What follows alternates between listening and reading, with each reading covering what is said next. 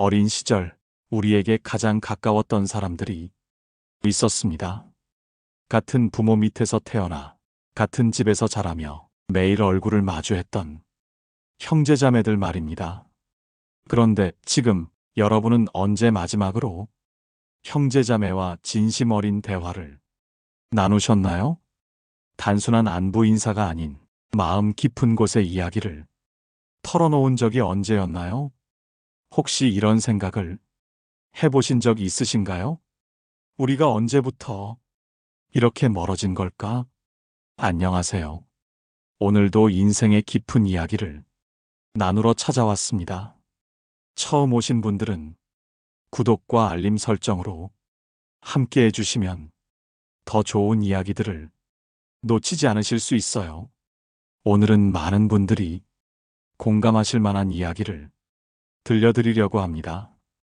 왜 나이가 들수록 가장 가까웠던 형제자매와 점점 멀어지게 되는지, 그 속에 숨겨진 깊은 이유들을 함께 살펴보겠습니다.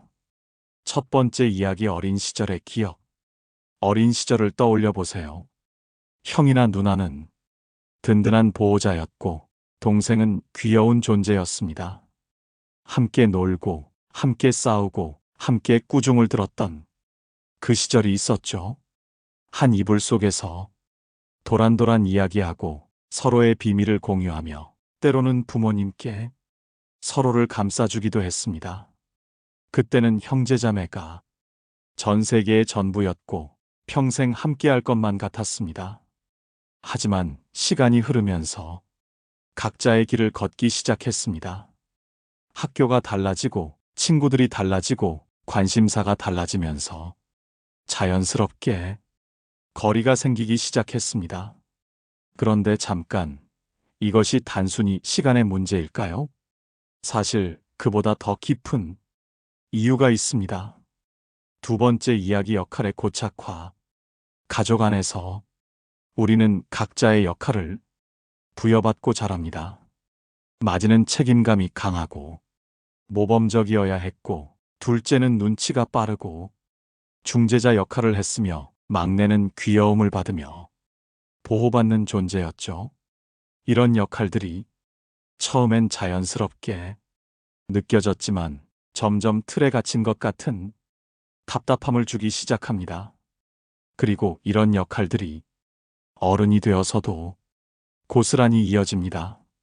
50대, 60대가 되어도 맏형은 여전히 동생들을 챙겨야 한다고 생각하고, 막내는 여전히 의존적인 모습을 보이기도 합니다. 하지만 이것이 문제가 되는 순간이 찾아옵니다. 각자 가정을 꾸리고 사회적 지위를 갖게 되면서 이런 고착화된 역할이 불편함으로 다가오기 시작하는 것입니다. 나도 이제 가장인데 왜 아직도 막내 취급을 받아야 하지? 하는 생각들이 마음속에서 자라나죠. 세 번째 이야기, 부모님을 둘러싼 갈등.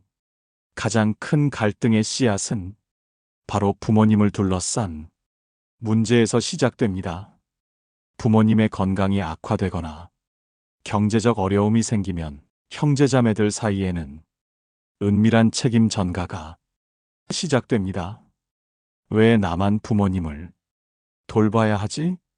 형이니까 더 많이 부담해야 하는 거 아니야? 막내라고 해서 아무것도 안 하면 되나? 처음에는 누구도 이런 말을 직접 하지 않습니다. 하지만 마음속에서는 이미 계산이 시작되죠. 나는 이만큼 했는데 저 사람은 뭘 했지? 다들 바쁘다고 하지만 정말 그럴까? 이런 생각들이 마음속에서 자라나면서 서로에 대한 원망이 쌓이기 시작합니다. 철학자 아리스토텔레스는 이렇게 말했습니다. 가족은 국가의 가장 작은 단위이지만 그 안에서 일어나는 갈등은 가장 복잡하고 깊다. 네 번째 이야기, 경제적 격차와 질투. 나이가 들수록 형제자매 간이 경제적 격차가 더욱 벌어집니다. 어린 시절에는 모두 똑같이 용돈 1,000원을 받았지만 이제는 상황이 완전히 달라졌습니다. 누군가는 성공했고 누군가는 평범하게 살아갑니다. 누군가는 큰 집에 살고 누군가는 여전히 전세방에서 삽니다. 이때 미묘한 감정들이 생겨나기 시작합니다. 성공한 쪽은 내가 이렇게 힘들게 일해서 이룬 건데 하는 자부심과 함께 때로는 우월감을 느끼기도 하고, 그렇지 못한 쪽은 우리는 똑같이 자랐는데 왜 나만 이럴까 하는 서운함과 함께 때로는 질투를 느끼기도 합니다. 이런 감정들은 말로 표현되지 않기 때문에 더욱 깊어집니다. 명절에 모였을 때 누군가의 세차 이야기, 누군가의 자녀 교육비 이야기가 나오면 미묘한 침묵이 흐르는 경험 다들 있으시죠? 5번째 이야기, 가치관의 차이. 각자 다른 환경에서 살아가면서 형성된 가치관의 차이도 큰 벽이 됩니다. 정치적 성향이 다르고, 자녀 교육관이 다르고, 돈에 대한 생각이 다르고, 인생에 대한 철학이 달라집니다. 어린 시절에는 그런 차이들이 크게 느껴지지 않았지만 나이가 들수록 그 차이는 더욱 선명해집니다. 명절에 모였을 때 정치 이야기만 나와도 분위기가 어색해지는 경험 다들 있으시죠? 아, 우리 형은 언제부터 저런 생각을 갖게 된 걸까? 예전에는 이렇지 않았는데.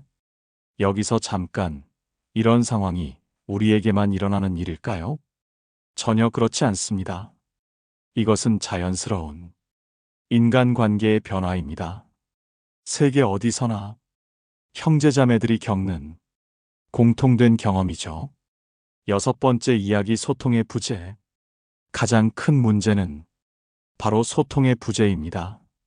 서로 다른 길을 걸으면서 점점 할 이야기가 줄어들었습니다. 예전에는 같은 관심사를 가지고 있었지만 이제는 서로의 삶이 너무 달라졌습니다. 형은 회사 일로 바쁘고, 누나는 시댁 문제로 고민이고, 동생은 창업 준비로 정신이 없습니다. 각자의 걱정거리와 관심사가 너무 달라서 서로 이해하기 어려워집니다. 그래서 만나도 뻔한 안부 인사만 주고받게 되고 깊은 이야기는 나누지 못합니다. 요즘 어떻게 지내? 그냥 바쁘게 지내지 뭐. 이런 대화만 반복되죠. 하지만 여기서 중요한 것은 이것이 나쁜 것만은 아니라는 점입니다. 7번째 이야기, 개인의 성장과 독립. 사실 형제자매와 거리가 생기는 것은 어떤 면에서는 건강한 성장의 증거이기도 합니다. 각자 독립적인 인격체로 성장했다는 의미이고, 자신만의 삶을 살아가고 있다는 증거입니다. 만약 50대, 60대가 되어서도 어린 시절처럼 모든 것을 공유하고 항상 붙어 다닌다면 그것이 오히려 이상한 일이겠죠. 어린 시절의 끈끈함만을 계속 유지하려고 한다면 오히려 건강하지 못할 수도 있습니다. 각자 자신의 가족을 꾸리고 자신의 인생을 설계하고 자신만의 가치관을 만들어가는 것은 자연스러운 성장 과정입니다. 명언가 칼릴 지브라는 이렇게 말했습니다. 아이들은 당신을 통해 세상에 왔지만 당신의 소유가 아니다. 그들은 자신만의 생각을 가지고 있다. 이는 형제자매 관계에도 똑같이 적용됩니다. 8번째 이야기, 새로운 관계의 시작. 그렇다면 어떻게 해야 할까요? 완전히 남남이 되어서 살아가야 할까요? 아니면 억지로라도 예전의 끈끈함을 유지해야 할까요? 정답은 그 중간 어딘가에 있습니다. 새로운 형태의 관계를 만들어가는 것입니다. 어린 시절의 형제자매가 아닌 성인이 된 독립적인 개인들 간이 관계로 발전시키는 것입니다. 이것은 쉬운 일이 아닙니다. 오랜 시간에 걸쳐 천천히 이루어지는 변화의 과정이죠. 하지만 이런 변화를 받아들이고 적응할 때 더 성숙하고 건강한 관계를 만들 수 있습니다. 9번째 이야기, 이해와 존중. 먼저 서로를 이해하고 존중하는 마음을 가져야 합니다. 형이라고 해서 평생 동생들을 책임져야 하는 것도 아니고, 막내라고 해서 평생 의존하며 살아야 하는 것도 아닙니다. 각자 자신의 삶을 살아가는 독립적인 개인으로 인정하고 존중해주는 것이 필요합니다. 우리 형도 이제 자기 가정이 우선이지, 동생도 이제 어른이 되었구나, 이런 생각의 전환이 필요합니다. 이것이 바로 성숙한 관계의 시작점입니다.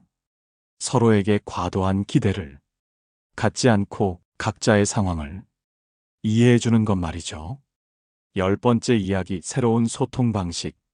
새로운 소통 방식도 필요합니다. 예전처럼 모든 것을 공유할 필요는 없지만 중요한 순간에는 서로 곁에 있어주는 것입니다. 정기적인 만남보다는 필요할 때 연락하고, 부담스러운 관심보다는 적절한 거리를 유지하면서도 따뜻함을 잃지 않는 것입니다. 무리해서 자주 만나지는 못하지만 정말 힘들 때는 언제든 연락해, 이런 메시지를 서로에게 전달하는 것이 중요합니다. 때로는 거리가 관계를 더욱 소중하게 만들기도 합니다. 항상 곁에 있을 때는 당연하게 여겼던 것들이 조금 떨어져 있을 때 더 소중하게 느껴지죠. 11번째 이야기, 감사의 마음. 무엇보다 중요한 것은 감사의 마음입니다.